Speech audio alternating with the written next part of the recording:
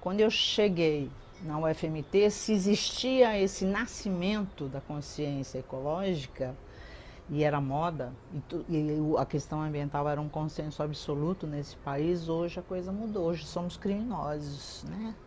Os movimentos ambientalistas são aprisionados, como fez o Putin com os ativistas do Greenpeace, e colocaram eles como piratas. E ao lado da cela estavam assassinos. Então, a coisa do mundo mudou, a noção desenvolvimentista fez com que nós, ambientalistas, também se engajássemos mais numa questão mais política.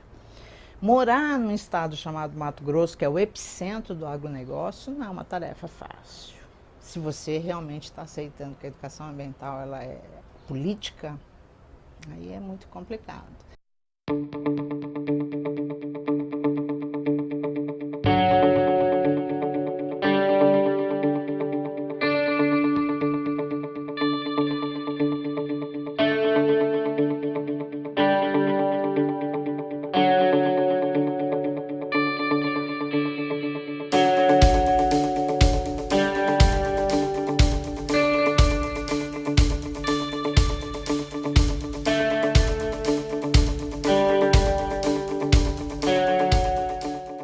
Eu acredito que o divisor de águas sobre a questão ambiental no Brasil é a Rio 92. A Rio 92 foi um marco significativo de tomada de consciência da importância do tema e vários sujeitos no cenário brasileiro começaram a estudar esse tema, né? A minha vantagem foi que eu estava terminando meus estudos nessa época. Então, quando eu cheguei, fruto dessa grande guinada conceitual, ambiental, que não só o Brasil, acredito que o mundo atravessava, né?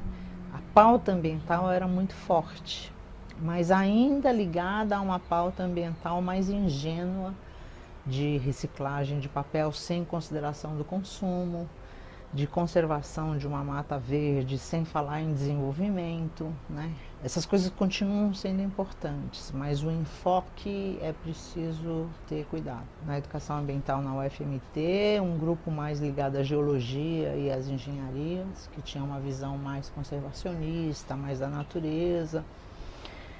Um outro que estava começando a pós na UFMT, que era uma linha de meio ambiente e educação, e um grupo mais da área só de ciências humanas, que eram pedagogas e filósofas. Então, quando eu entrei, eu achava que era necessário ligar essas dimensões. Elas são intrinsecamente juntas, né? Não dava para separar o ser humano da natureza e vice-versa. Então, eu não inaugurei nenhuma educação ambiental, apenas mantive o propósito de fazer uma aliança entre essas dimensões para que a educação ambiental pudesse ser vista e percebida de uma forma mais integradora, mais propositiva, crítica no sentido social, contudo, sem negligenciar a beleza da vida, a ética pelas vidas que não são humanas também. Os desafios que se apresentavam no estado, acho que são desafios um pouco menores do ponto de vista, mas ainda eram queimadas, desmatamento, monocultura, né? Hoje acho que isso está com mais força, né? A gente consegue perceber isso.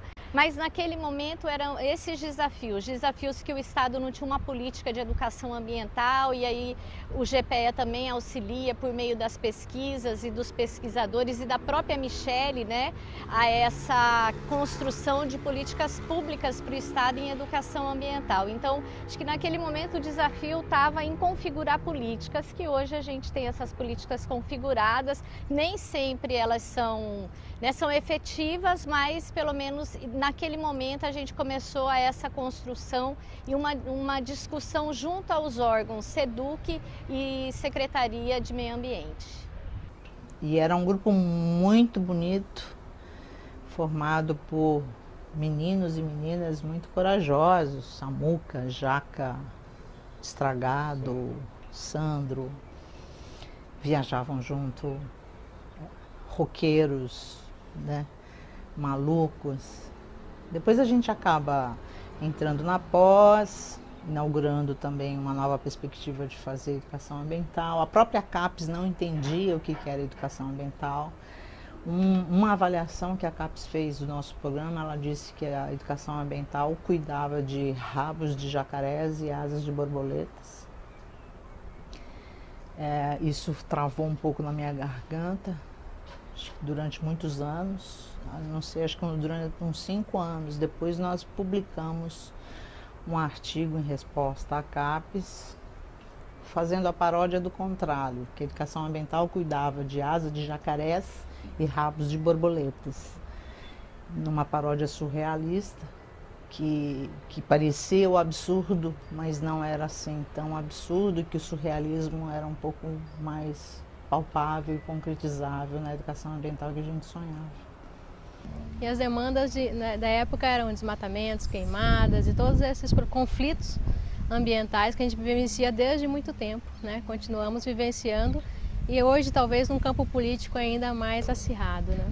Ingressei num grande projeto que a professora Michele Sato fazia parte, que era o biodiesel em Guariba, que é uma comunidade a 150 km de Colniza. E a ideia era produzir biodiesel com as produções, né, do local. Era uma equipe multidisciplinar, então tinha economia, tinha agronomia e tinha a equipe da química também, que ia desenvolver toda a tecnologia do biodiesel. Então as nossas pesquisas naquela época era pensar um pouco, trabalhar a educação ambiental com as comunidades locais, com seringueiros, com pequenos agricultores e também com a escola, fazendo um pouco essa aliança da escola com a comunidade. A luta ecologista, ela era mais tímida, né, vamos dizer assim. Com a questão capitalista do Estado e o ápice do agronegócio, obviamente as lutas acirraram. Então, há 20 anos atrás, não tinha tantas mortes de ambientalistas. Hoje o Brasil é o campeão em assassinatos de ambientalista. Há 20 anos atrás nós não tínhamos esse retrato. Embora eu mesma tenha sido vítima disso, né? Fui ameaçada 2 vezes por eles, pelos fazendeiros. Eu acho que as dificuldades sempre foram mais políticas mesmo, né? Porque o GPEA, ele tem uma característica muito forte, que nós somos um grupo de pesquisador muito envolvido com políticas públicas. Então, um grupo de pesquisador militante, muitas pessoas envolvidas com essas esferas do meio ambiente em questões políticas, né? Então, as dificuldades sempre foram essas arestas, esses momentos políticos de embates, né? Que a gente teve que fazer alianças, parcerias e foi se fortalecendo. E os desafios da educação ambiental, acho que daquela época, ou de tudo isso que eu vivi um pouco no GPEA, é muito forte a questão das redes de educação ambiental. Então a Renteia era muito presente, a REBEA, os encontros das redes, coletivos educadores, o surgimento do coletivo jovem um pouco mais para frente, era muito forte. Acho que é isso, assim, dos desafios, as coisas que ficaram bem fortes, assim.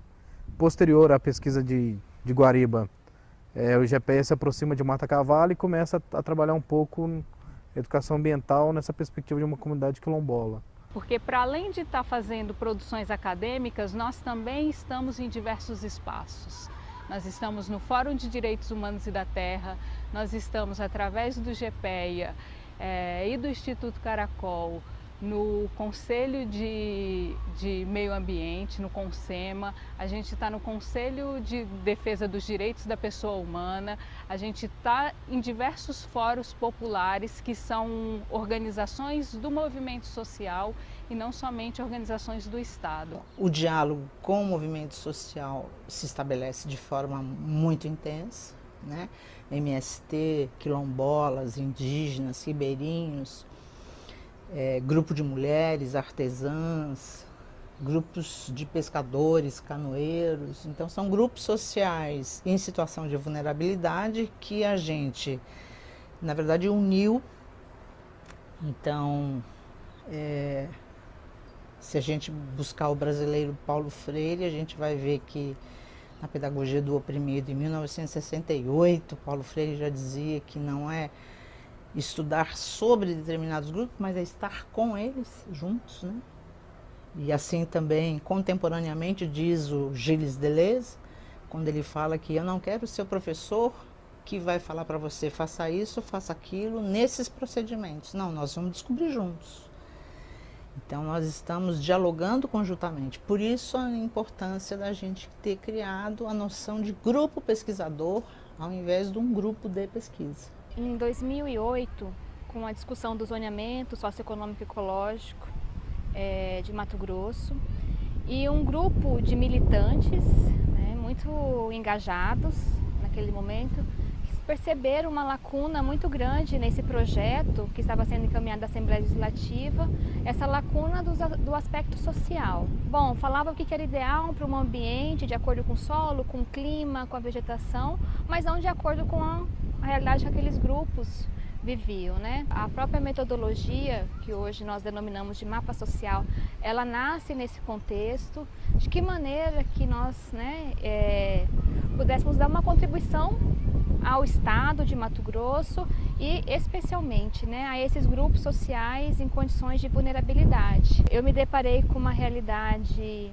muito mais cruel do que eu imaginava, com mapeamento de violências, ameaças de mortes, uma realidade muito triste desse estado, mas também deparei com coisas belíssimas, né, com uma diversidade única, com pessoas militantes incansáveis, e o mapeamento possibilitou esse contato mais forte, né, com esses grupos.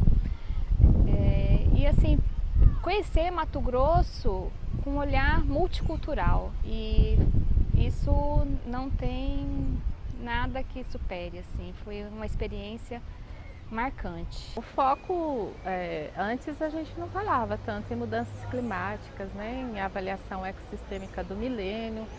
Então tudo isso veio depois da fase que eu entrei, né? E aí primeiro a avaliação ecossistêmica do milênio e depois essas mudanças climáticas. Então esse tema forte, justiça climática, injustiça climática, que agora o GPEA passou a discutir mais. Na época a gente eu acho que por conta da minha pesquisa, né, estava mais focada na questão do mapeamento social, zoneamento. Então o GPEA ele se envolvia nessa temática de políticas públicas. Agora uma outra, né, política pública maior, mundial, e nessa problemática das mudanças climáticas.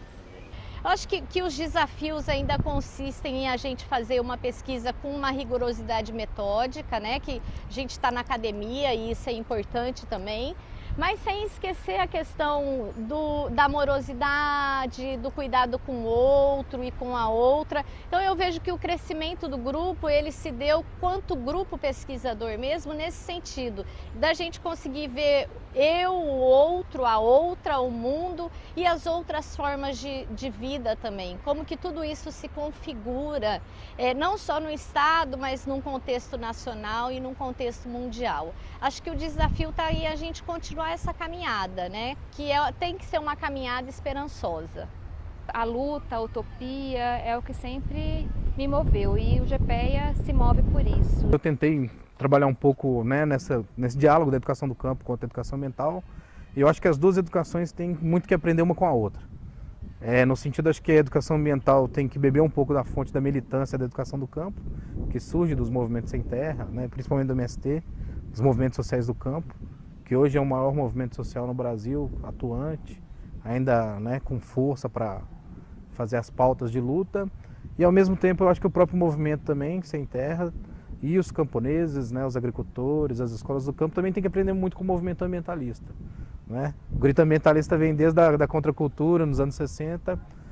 Eu acho que essa esquerda, principalmente ligada aos movimentos sociais, ainda não bebeu um pouco na fonte de que ambientalismo a gente está falando, né? Não esse ambientalismo das King Yongs só de conservacionismo, mas um ambientalismo pensando a relação social e a relação ambiental, né? Como é que eu vou fazer uma conservação, que projeto de desenvolvimento para o campo, por exemplo, a gente está se pensando, o que é esse desenvolvimento para o campo, né? Se for só se tornar um agronegocinho, não dá, tem que ter uma outra matriz. O ambientalista, se você prestar bem atenção, ele não tem uma causa identitária dele. Ele não é uma luta de quilombola porque ele é quilombola, uma luta de negro porque ele é luta, uma luta das mulheres porque eu sou mulher, uma luta de deficientes porque eu sou cega. Mas ele é uma luta pelo planeta, por todos nós. Então é uma luta muito injusta. muito desigual. Me emocionei.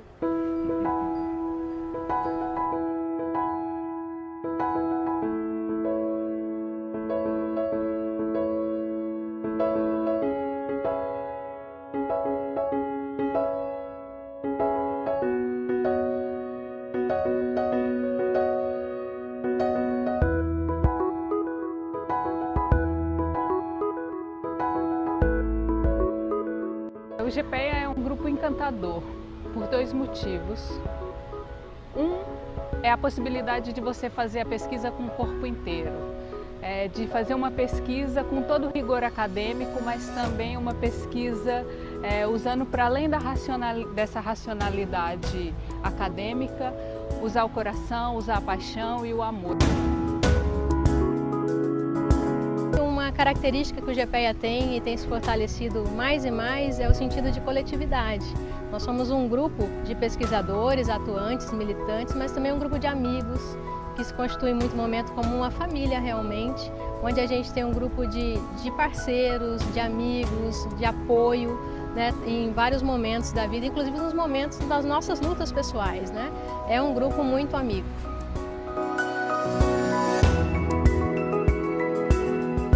Hoje eu certamente vivo até o momento, né, a situação mais complicada da minha vida, né, e contar com esse grupo, com os amigos, em todos os momentos, faz isso ser muito mais leve. E eu sinto, né, durante todo esse tratamento, uma presença muito forte de todo mundo. Tanto contribuindo com as coisas que eu não estou podendo fazer, quanto alimentando de esperança, né, alimentando de carinho e tudo mais. Eu acho que esse grupo é realmente muito especial.